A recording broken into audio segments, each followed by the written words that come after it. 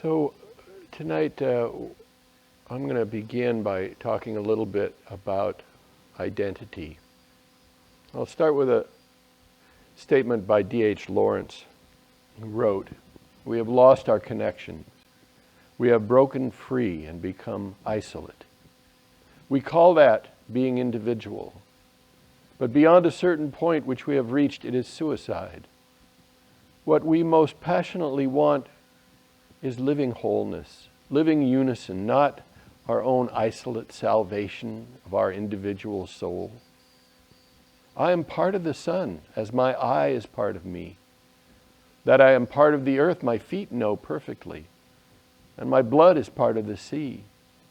There is nothing of me that is alone and absolute, except my mind, perhaps, and we shall find that the mind has no existence by itself. It is only the glitter of the sun on the surface of the waters."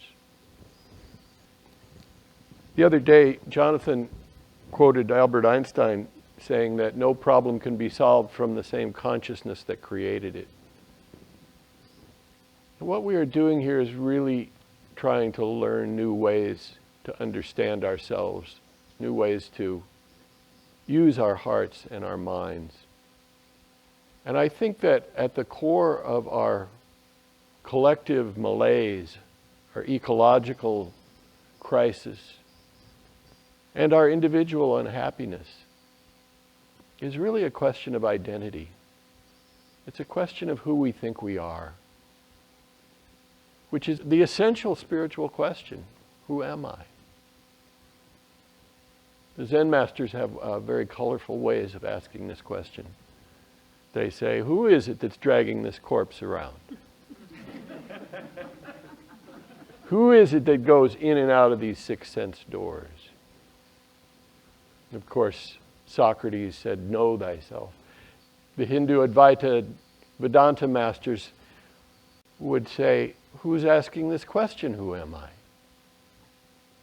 Keep pulling the rug out from under you.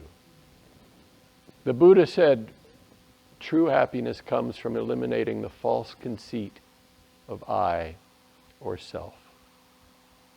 Unfortunately, we seem to be born with and inherit a case of mistaken identity.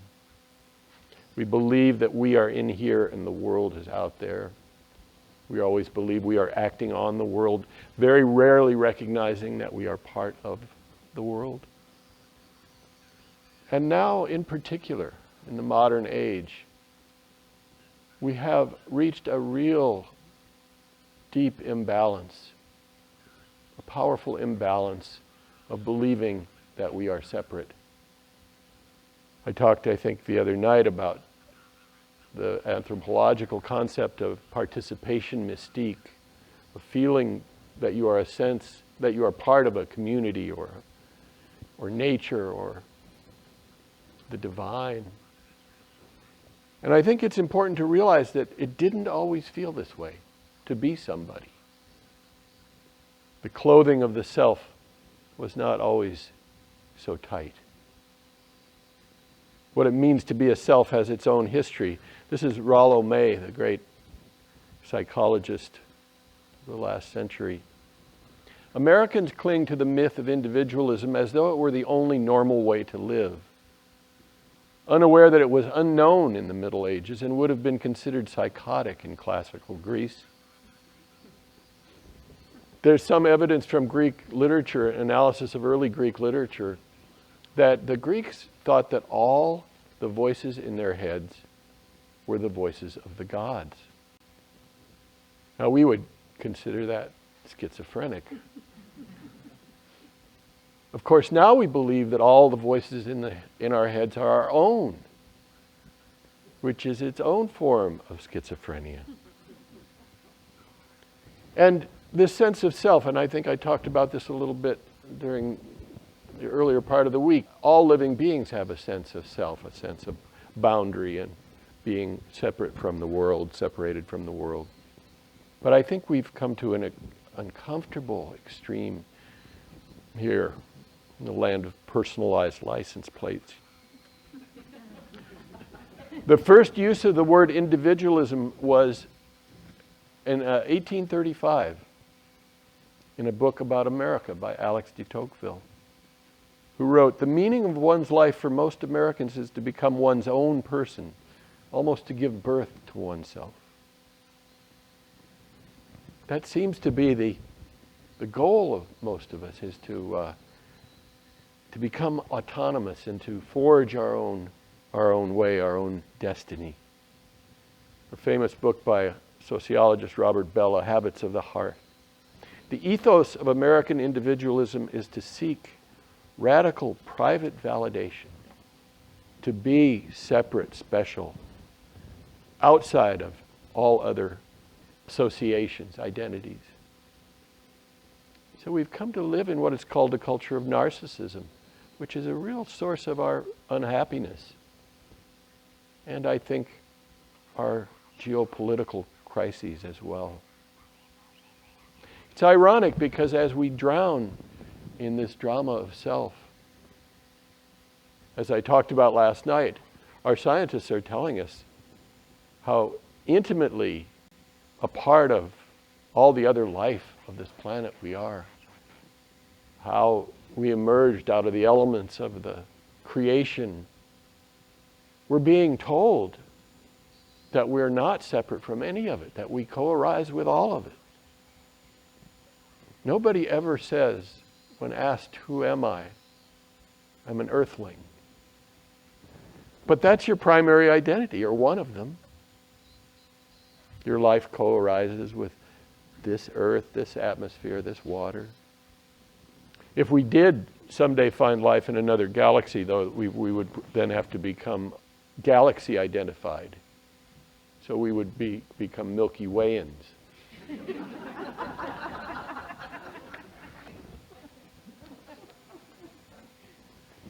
But all of these big pictures, all of these understandings of ourselves as enmeshed in bigger processes, as part of something mysterious, wondrous. And all those messages sort of lie rusting in our neocortex until we can find a way to experience them, to integrate those understandings into our being. Alan Watts said, "We don't need a new Bible.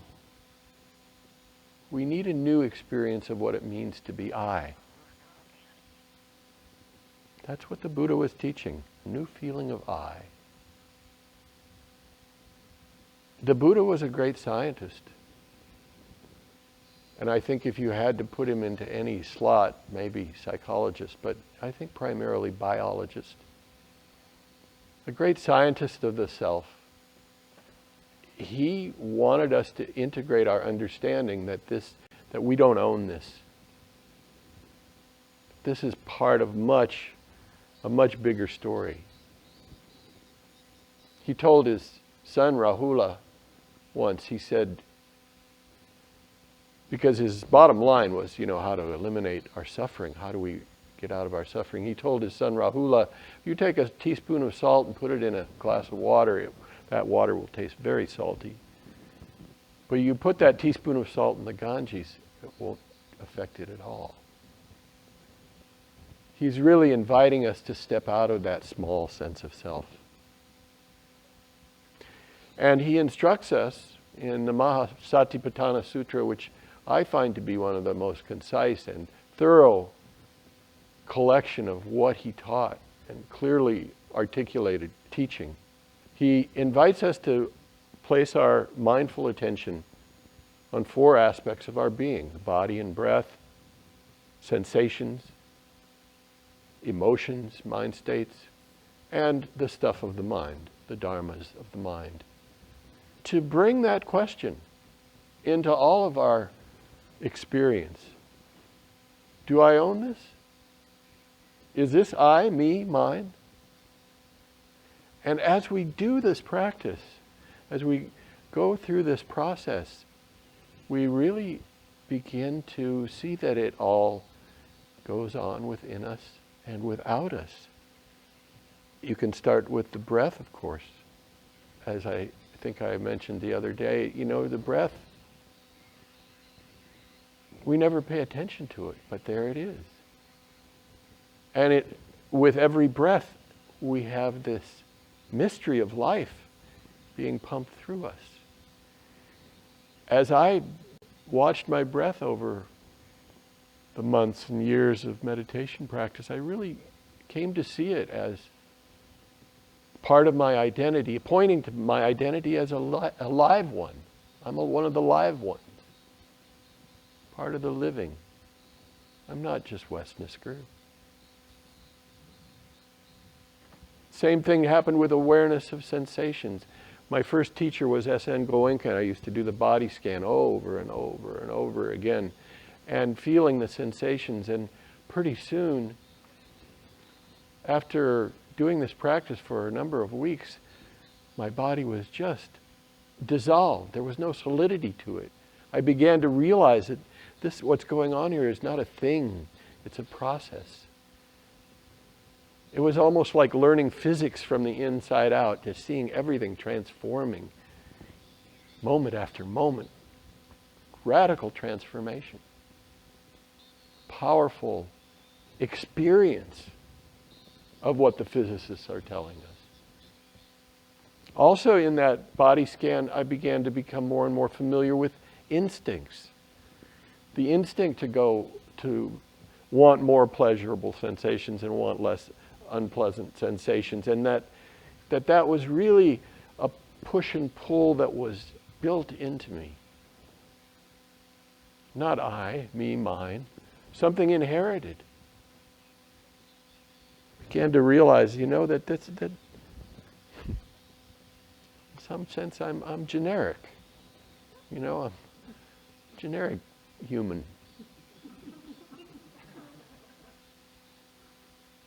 As I might have said, I think that the sense of myself, my identity, has shifted more and more out of the psychological and into the biological. Not that I am this, but as I move through my days and my life, more and more I feel that this incarnation is as this particular animal, and it's nothing personal. I haven't been singled out for special punishment. Carl Jung said, if you are depressed, you are too high up in the mind. Feeling the body and breath, I feel connected. With Jeanette Ackerman. It's easy to spot life. Push to birth is a giveaway. The urge to break or squeeze toward daylight through shells, seeds, vaginal tracts. So is the hunger for growth, for dividing and multiplying. So too the tendency to separate, to make boundaries, membranes, skin. But also to join, merge, knot, pool, flock, swarm. Likewise, the impulse to fidget among creatures, to tremble, blink, shimmer, wobble, shiver, flex, clench. And the call to voice, to signal, hoot, howl, hiss, chirp, bark, wail. We did not have to wait for modern biology to tell us that we are akin to other creatures. It was probably our first great thought with our totem systems and animal folk tales. Across the illusions of form there is kinship, continuity that runs through all living things.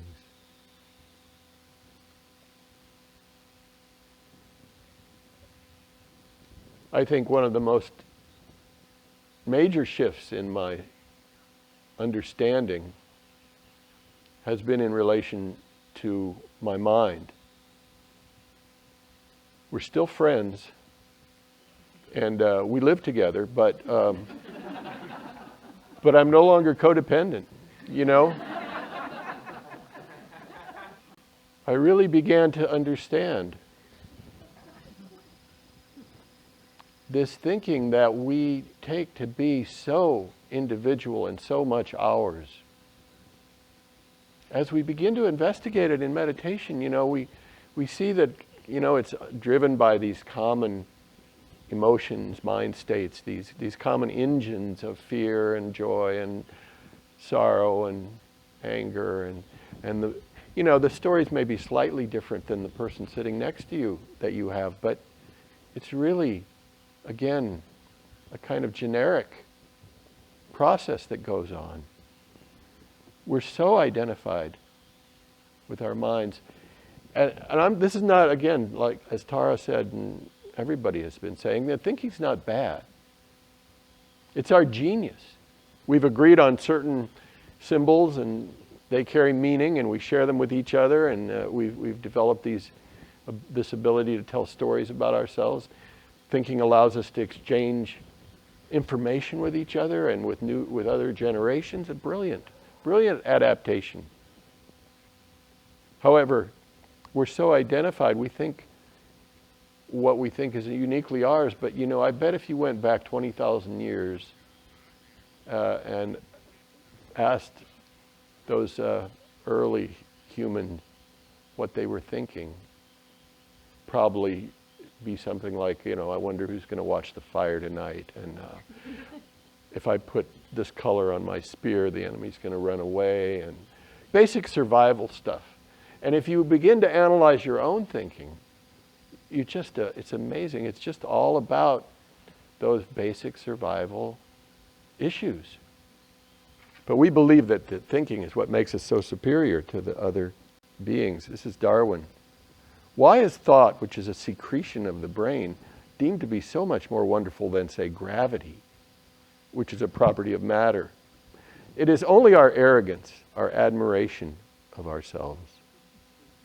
And Stephen Jay Gould said, you think an octopus goes around being proud of its 8 arms? It's... And the interesting thing, I think one of the most interesting things, and another sign of the genius of the Buddha, he said that thinking is just another sense. He always talked about the 6 senses. No higher or lower than the sense of sight. Our ability to read the environment and manipulate it as part of the process of thinking. Not some lofty thing. And as we really begin to investigate our minds, we realize that, it is, we don't even generate these thoughts. We sit there trying to pay attention to, our body, our breath, our felt sense, our here-ness.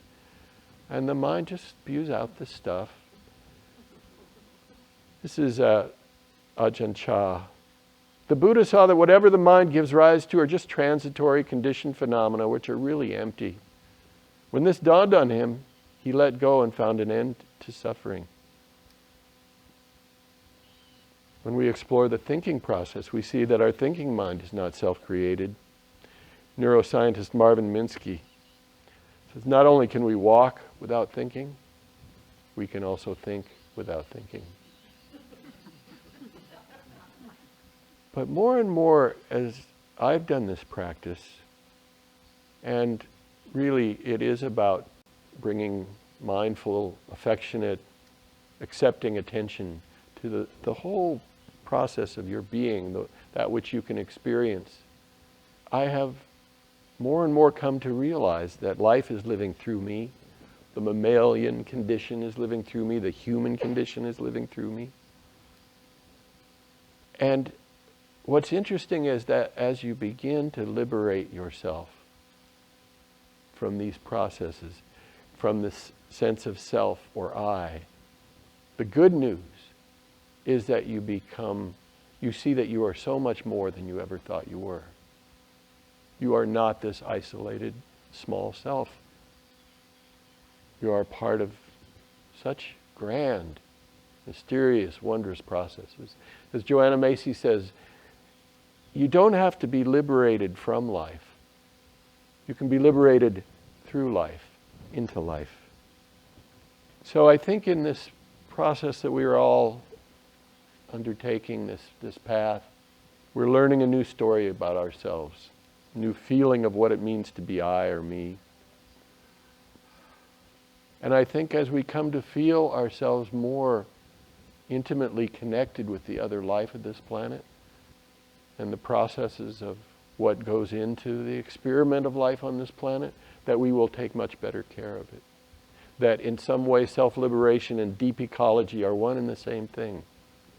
If we are going to protect ourselves and our DNA and our children, we have to protect the whole planet. That organically, out of our realization, and our questioning of ourselves, comes a whole new desire to live more simply, partly because it's more pleasurable, because we can feel more satisfaction when we're slowed down, when we have some more mastery over our own mind. Robert Thurman, the Buddhist scholar and father of Uma, he gave my best label to this whole path. He said Buddhist meditation's an evolutionary sport. It's sort of embracing, accepting what we have been given, and then seeing if we can't improve upon it.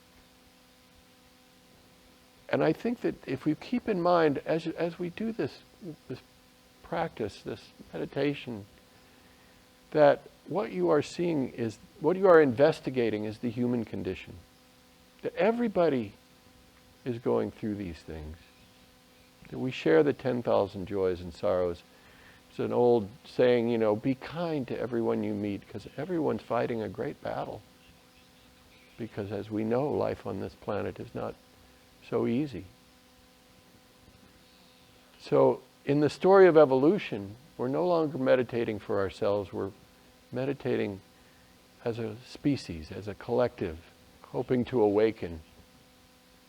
Thich Nhat Hanh said the next Buddha will be a Sangha, because that's the kind of shift we need. Of course, behind it all, and I must add this, behind it all is something that nobody knows about, the mystery. Rumi says, once a tiny ant saw a pen moving on paper and tried to tell the mystery to another ant. It's so amazing how that pen made beautiful pictures of leaves and beds of roses and lilies. Another ant suggested, yeah, but the real artist is the finger. The pen itself is just an instrument. A third ant chimed in, but consider further, notice there's an arm above whose strength controls the fingers. The argument went on and on, up and up, until the chief ant said, do not regard any accomplishment as proceeding from any material form. Form is just the clothes of the spirit, which is everywhere, one, sharp. So I'll close my portion of this evening's talk by just saying that right before the Buddha became enlightened, the last thing that he did, Mara had just asked him in desperation, after trying to shake him off of his seat, threaten him, seduce him, stop him from being enlightened. Mara said, what gives you the right? And the Buddha reaches down and touches the earth. It's translated as, the earth is my witness. I like to think of it as him recognizing, yes, that the earth grew this consciousness that came to grow and understand itself and to be able to liberate itself, and that he was part of this organic process.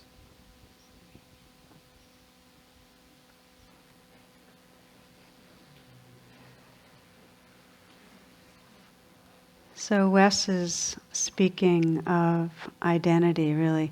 Who we take ourselves to be is the essential inquiry on the Bodhisattva path.